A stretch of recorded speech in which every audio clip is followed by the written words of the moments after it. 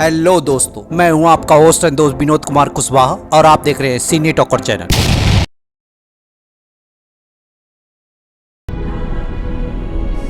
I'd like to offer you a drink.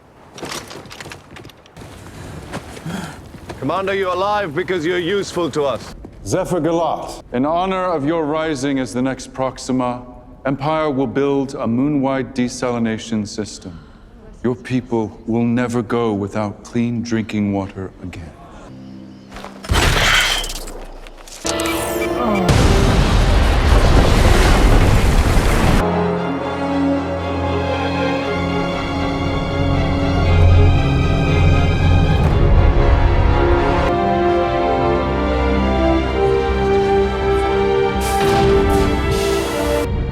Crowns.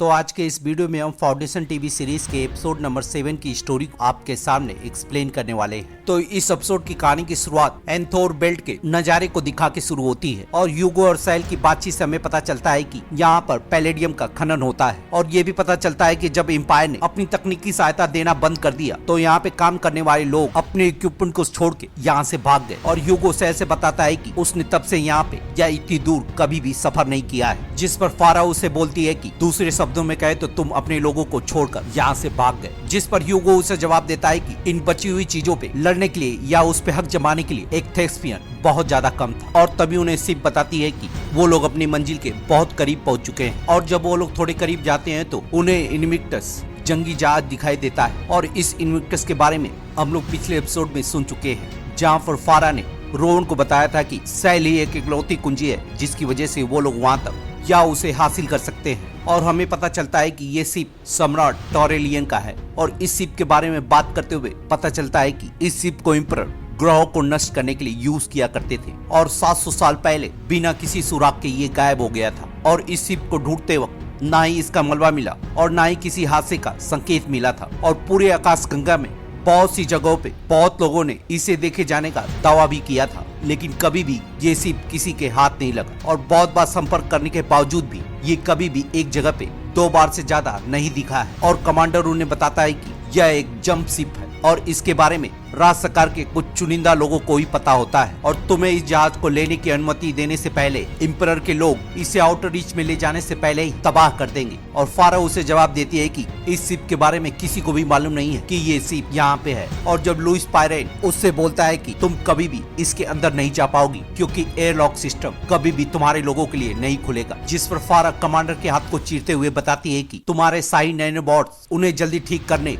और पहचान करने के लिए ही प्रोग्राम किया गया है और किसी भी शाही जहाज में जाने के लिए इसे कोड भी किया गया है। और कमांडर से बोलती है कि इसीलिए हमें तुम्हारी जरूरत थी और तुम हमें अंदर जाने में मदद करोगे। और जब सैल उसे पूछती है कि तुम ये बिल्कुल नहीं जानती हो कि उस जहाज पे जाना सेफ है या नहीं, जिसके बाद फारा अपने 2 शिप के बर्बादी के मंजर को दिखाकर उससे बोलती है कि हमने पहले भी वहाँ पे जाने की कोशिश की है और वहाँ पे जाना बिल्कुल भी सेफ नहीं है। और फिर रोहन को आदेश देती है कि इन सभी लोगों के सूट तैयार करो और अब वो समय आ गया है कि हम लोग उस शिप पे जाएंगे। और फिर हम देखते हैं कि सभी लोग वहाँ पे जाने के लिए सूट पहन रहे हैं। और जब सैल तैयार होते वक्त ह्यूगो से पूछती है कि क्या तुम्हें लगता है कि इस खनन बेस में कहीं पर भी कोई संचार व्यवस्था चालू होगी, तो वो उसे जवाब देता है कि ऐसा होना तो नहीं चाहिए लेकिन ये हो भी सकता है। और तभी कमांडर उससे बोलता है कि मेरे पास संकट के समय में एक बीकन है और अपने दिमाग की तरफ इशारा करते हुए उससे बोलता है कि मैं जो कुछ भी देखता हूँ और जो भी सुनता हूँ उसे वो रिकॉर्ड करता है और अगर हम इनविक्टस पर विज्ञप्ति के हिस्से तक पहुँच जाते हैं तो हम लोग एम्पायर को सिग्नल भेज सकते हैं। और फिर उन्हें बताया जाता है कि उनके इस शिप से उस शिप तक 10,000 मीटर का जंप है और तुम जितनी तेजी से वहाँ पे गिरोगे उतनी ही वहाँ पे पहुँचने में कम हलचल पैदा होगी और उसके करीब पहुँचने के बाद तुम्हें ब्रेक लगाना होगा। 2 मीटर से ब्याज से कम की चीजें देख नहीं पाता है और अगर हम फैल जाएं तो नियंत्रण के साथ आगे बढ़ सकते हैं और हम उन्हें दिखाई भी नहीं देंगे। और अगर तुम एयरलॉक के अंदर वाले रिंग तक पहुंचने में चूक गए तो तुम इस अंतरिक्ष में खो जाओगे। और हम देखते हैं कि सैल के 3 गिनने से पहले ही फारा उसे धक्का मार देती है और सैल बचते बचाते हुए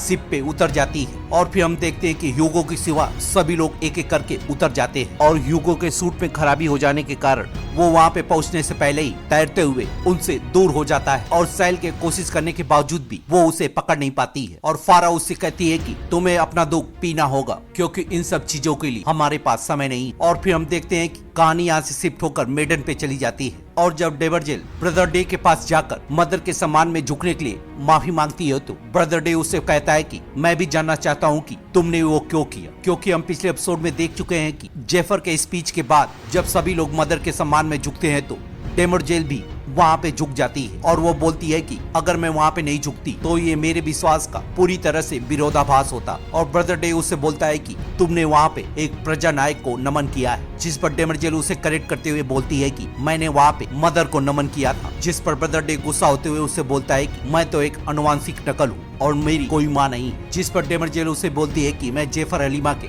पक्ष में बिल्कुल नहीं हूँ, जिस पर ब्रदर डे उससे बोलता है कि तुम्हारा ये कदम बिल्कुल आश्चर्यजनक और धोखा देने वाला कदम था और ये पूरी तरह से तुम्हारे निर्देशों के साथ एक धोखा है और जहाँ तक मैं समझता हूँ तुम विश्वासघात नहीं कर सकती हो और सबसे जरूरी बात, तुम्हें इस तरह प्रोग्राम किया गया है कि तुम हमेशा राजवंश के खिलाफ नहीं जा सकती हो। जिस पर डेवर्जेल उसे बोलती है कि मैं भी यही कहना चाहती हूँ, क्योंकि अगर मैंने अपने नियमों का उल्लंघन किया होता तो मैं ऐसा करने में बिल्कुल भी सफल नहीं हो पाती। और ब्रदर डे उससे पूछता है कि क्या तुम वहाँ पे सचमुच नमन करना चाहती थी, जिस पर डेवर्जेल उससे बोलती है कि मैं सबसे पहले साम्राज्य के प्रति वफादार हूँ। और तभी उसकी नौकरानी उसे बताती है कि राजदूत थेनवाल ने बताया है कि जेफर हलीमा के स्पीच के बाद वो अब इस रेस में सबसे ज्यादा आगे है। और फिर हम देखते हैं कि ब्रदर डे एक कैंप की तरफ आगे बढ़ रहा होता है और हम देखते हैं कि सूर्य की गर्मी की वजह से बहुत से लोग मदर के पास जाने की वजह से बीमार पड़े हुए हैं। और जब जेफर हलीमा डेवर्जेल से पूछती है कि कभी भी आपको इस यात्रा में शामिल होने का मौका मिला है तो वो उसे बताती है कि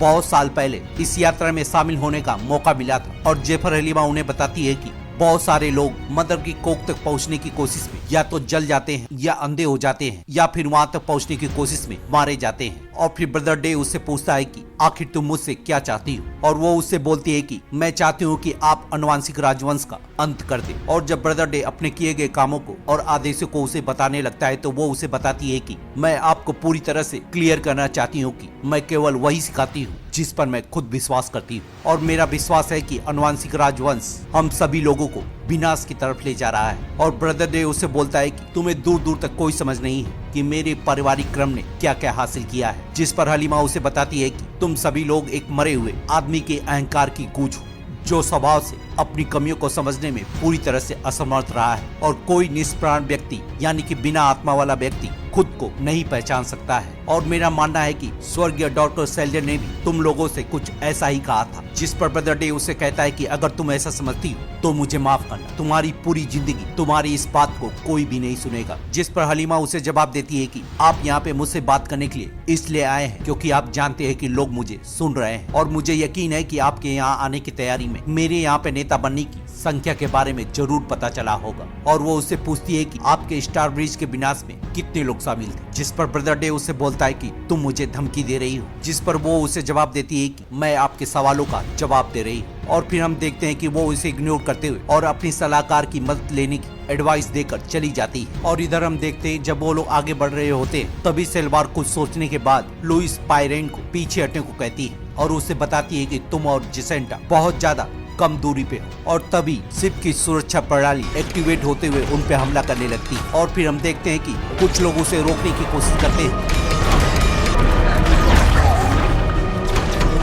अब कमांडर गेट के पास पहुंचकर गेट को खोल देता है, जिसकी वजह से शिप हमला करना बंद कर देती है। और जब सब लोग अंदर चले जाते हैं तो फारा कमांडर के भेजे में छेद करके उसे मार डालती है और उसे धकेलते हुए बोलती है कि उसने अपना काम पूरा कर दिया है। और फिर वो लोग अंदर जाते हुए जब गेट को खोलते हैं तो बहुत सारी लाशें हवा में तैर रही होती हैं। और हम देखते हैं कि आगे बढ़ने से पहले फारा सैल को हथकड़ी लगा देती है और फिर वो लोग आगे बढ़ते हुए रेगुलेशन पैनल को खोजकर उसे चालू कर देते हैं। और शिप को पूरी तरह से लॉक करने के बाद सभी लाशें गिर जाती हैं और गुरुत्वाकर्षण और ऑक्सीजन की सप्लाई एक्टिवेट हो जाती है। और फिर वो लोग अपने सूट को निकालने के बाद आगे बढ़ने लगते हैं और लुइस पायरेन उन्हें बताता है कि शिप फिर से जंप करने वाली है। और फारा उन्हें बताती है कि 2 हफ्ते पहले उसके लोग कुछ ढूंढने के लिए निकले थे और उन्होंने इस शिप को जंप करते हुए देखा था। और हमें उनकी बातचीत से पता चलता है कि ये शिप खुद ही अपनी डेस्टिनेशन को सेट करते हुए एक जगह से दूसरे सेट पे जंप करने लगी है और इसी वजह से यहाँ के लोग भूख और प्यास के कारण मारे गए हैं। और फारा के पूछने पे लुइस पायरेन उसे बताता है कि ये शिप 4 घंटे के बाद फिर से जंप करेगा। और फारा सैल को बताती है कि अब तुम इस अर्जेंसी को समझ गई होगी और अगर हम लोग इसमें असफल होते हैं और अगर किस्मत वाले हैं तो हम लोग सूर्य के बीच पहुंच जाएंगे और या फिर ब्लैक होल के अंदर गिर जाएंगे। और अगर हमारी किस्मत बुरी होती है तो हमें और भी ज्यादा लंबी मौत झेलनी पड़ेगी। और इधर हम देखते हैं कि ब्रदर डे उन लोगों के पास जाकर उनसे बोलता है कि जेपर हलीमा के मुताबिक मैं एक ऐसा व्यक्ति हूँ जिसके पास आत्मा नहीं और इसी वजह से मैं विकास नहीं कर सकता हूँ, लेकिन मैं पूरी तरह से उनसे असहमत हूँ और इसीलिए इस चीज को साबित करने के लिए मुझे तीनों देवियों से अपील करनी चाहिए। और बाहर जाकर सभी से बोलता है कि मैं इस महान चक्रकार की पैदल ही यात्रा करूंगा और मैं मदर, मेडन और क्रोन को तय करने दूंगा कि सच क्या है और कौन सही है और कौन गलत है। और इधर हम देखते हैं कि ब्रदर डॉन अपने प्यार से मिलते हुए अपने प्यार को आखिरी चरम तक पहुंचा देता है। और जब ब्रदर डॉन को उसके कलर ब्लाइंडनेस के लिए एक डिवाइस देती है तो वो उसे बताता है कि मैं इसे चाह कर भी यूज नहीं कर सकता हूँ क्योंकि ब्रदर डे और ब्रदर डस मुझ पे हमेशा निगरानी रखते हैं और अगर उन्होंने इस बारे में पूछना शुरू कर दिया तो सब कुछ खत्म हो जाएगा। और अजूरा से बताता है कि मुझे सिर्फ कलर ब्लाइंडनेस ही नहीं है, मेरा दाया अंगूठा बाएं के ऊपर रहता है और मेरे भाइयों का अंगूठा बाएं अंगूठे से दाएं के ऊपर रहता है और उन्हें जो सब्जी पसंद है मुझे वो बहुत ज्यादा कड़वी लगती है और मैं उसे मुश्किल से खा पाता हूँ। और मैं अपने जूते भी अलग क्रम में पहनता हूँ और मैं इशारा करते वक्त भी अपनी उंगलियों को अलग तरीके से मोड़ता हूँ और अगर इन सब चीजों पे कभी भी उनका ध्यान गया तो मैं खतरे में पड़ सकता हूँ। और फिर उसे फर्स्ट क्लियन के दर्शन कराने के बाद उसे ब्रदर डे और ब्रदर डॉन से भी मिलवाता है और उसे बताता है कि अगर कभी भी उन पे खतरा आता है तो ये लोग उनकी जगह ले लेंगे और मैं कभी भी क्लियन बनने में असफल होता हूँ या उन्हें इस बारे में पता चलता है कि मैं उनसे अलग तो वो दिन मेरा आखिरी दिन होगा और मैं चाहूँ या ना चाहूँ मुझे उनके जैसा ही देखना होगा या फिर मैं मारा जाऊंगा। और जब अजूरा उसे कहती है कि तुम यहाँ से सब कुछ छोड़कर भाग सकते हो तो वो उसे बताता है कि वो मुझे कहीं पे भी ढूंढकर मुझे मरवा देंगे। और अजूरा उसे बोलते हैं कि अगर हम कुछ ऐसा कर दे जिसकी वजह से वो तुम्हें ढूंढ ना पाए तो, जिस पर डॉन उसे बताता है कि इस पूरे गैलेक्सी में मेरा चेहरा सबसे ज्यादा प्रसिद्ध है। जिस पर अजूरा उसे कहती है कि अगर हम तुम्हारे चेहरे को ही बदल दे तो वो ऐसा कभी नहीं कर पाएंगे और मैं कुछ ऐसे लोगों को जानती हूँ जो तुम्हारा चेहरा कुछ ही मिनटों में बदल देंगे। जिस पर ब्रदर डॉन अपने हाथ के नैनोबाइट्स को दिखाते हुए उससे बोलता है कि वो मुझे कहीं पे भी ट्रैक कर सकते हैं। जिस पर अजूरा उसे कहती है कि इस चीज को भी बहुत से लोग निकाल सकते हैं। और फिर हम देखते हैं कि अजूरा एक शिप में बैठकर जा रही होती है और हम देखते हैं कि ब्रदर डॉन अपने द्वारा बनाई गई तितली को भी उसे दे देता है, जिसके बाद वो अजूरा को बाहर जाते हुए अपनी बटरफ्लाई की मदद से बाहर के नजारे को देखते हुए उसे देखने लगता है या फॉलो करने लगता है। और इधर हम देखते हैं कि गेल डॉनिक शिप से बार बार कमांड करके हैरी सेल्डन की मदद करने की कोशिश कर रही है, लेकिन वो हर बार एक ही जवाब देती है। और जब शिप उसकी बात नहीं मानता है तो वो हैरी सेल्डन से बार बार कहकर उसकी आवाज सुनने को कहती है। और उसके पूछने पे वो उसे बताता है कि टेंटोर छोड़ने से पहले मैंने अपने दिमाग में एक डेटा यूनिट लगवाया था और जो कि रेस के चाकू में छिपे हुए एक पोर्ट से सिंक किया गया था और मेरे ख्याल से सारी यादें सब कुछ रिकॉर्ड करता है और उस पल तक कोई रिकॉर्ड कर रहा होगा जब तक इसमें कुछ गड़बड़ी ना हो गई हो। और जब हैरी सेल्डन के पूछने पे वो उसे बताती है कि पूरे 34 साल बीत गए हैं तो वो उससे बोलता है कि तुम्हें यहाँ नहीं होना चाहिए था।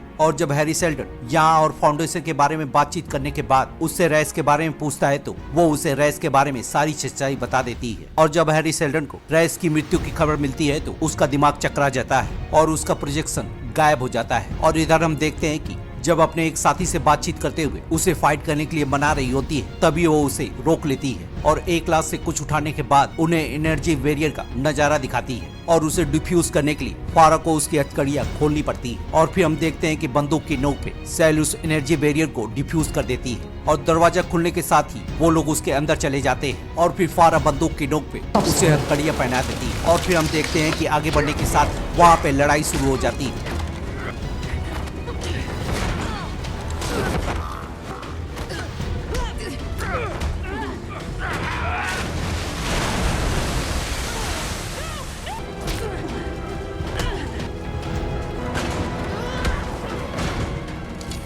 और जब फारा उसका काम तमाम करने वाली होती है तो रोवन उसे रोकते हुए कहता है कि हमें अभी भी उसकी जरूरत है और जब सेल रोवन को समझाने की कोशिश करती है तो वो उसे बताता है कि हम ये शिप नहीं छोड़ने वाले हैं और ना ही तुम कभी इस शिप से उतरोगे, और इससे पहले कि हम जंप करें तुम जहाज को दिशा बदलने में हमारी मदद करोगी, और फिर हम इस शिप को टेंटोर के सबसे खास जगह पे ले जाएंगे। और फारा उसे बोलती है कि तुम्हारे सम्राट को इससे भागने का मौका नहीं मिलेगा, जिस तरह से मेरे लोगों को भागने का मौका नहीं मिला था, और पूरा का पूरा टेंटोर जहरीली राख का ढेर बन जाएगा और उनकी सारी बुराइयां उसके नीचे खामोश होकर दब जाएंगी और हम लोग साम्राज्य का विनाश करते हुए वहीं पे मरेंगे। और फिर वो लोग आगे बढ़ जाते हैं और इधर हम देखते हैं कि हैरी सेल्डन के गायब होने के बाद ऑक्सीजन लेवल कम होने लगा है, और हम देखते हैं कि जब गेल डॉर्निक का काम तमाम होने वाला होता है, हैरी सेल्डन ऑथराइजेशन को कंप्लीट कर देता है और शिप एक्टिवेट होने के साथ ही गेल डॉर्निक सांस ले पाती है और हैरी सेल्डन उससे बोलता है कि तुम्हें सफाई देनी होगी, और गेल डॉर्निक के पूछने पे वो उसे बताता है कि मेरी मौत इस मिशन की सफलता के लिए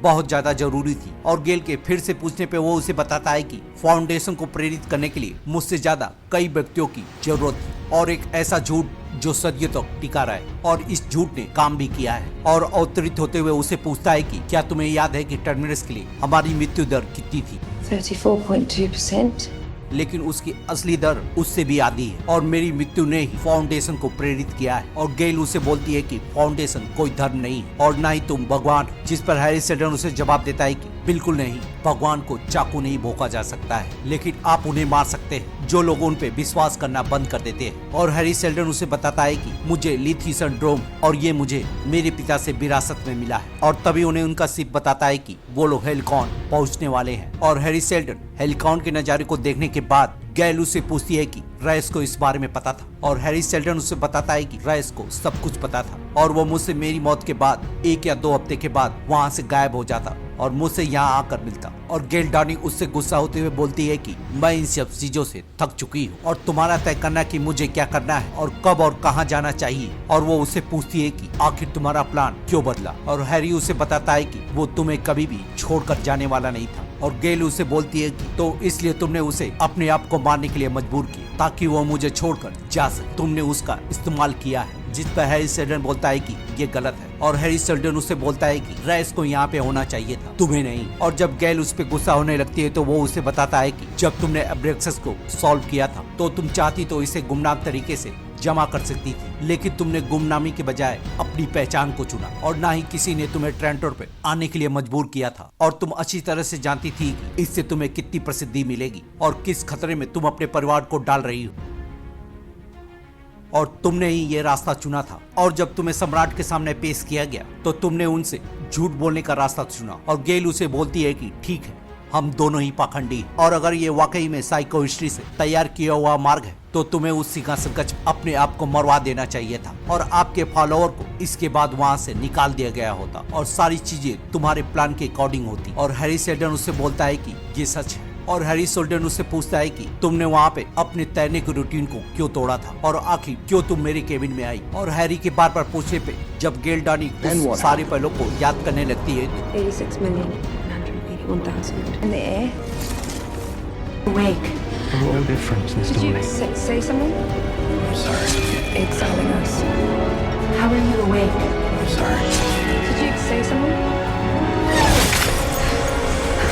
उसे पता चलता है कि उसके साथ सारी चीजें होने से पहले ही उसे सारी चीजें मालूम चल जाती है, और ना ही इसमें कोई गणित का काम है और ना ही कोई कैलकुलेशन, क्योंकि गेल डॉर्निक भविष्य देख सकती है। और इसी खुलासे के साथ ये एपिसोड यहीं पे खत्म हो जाता है। तो मिलते हैं किसी और वीडियो में किसी और टीवी सीरीज को एक्सप्लेन करते हुए, तब तक के लिए शुक्रिया।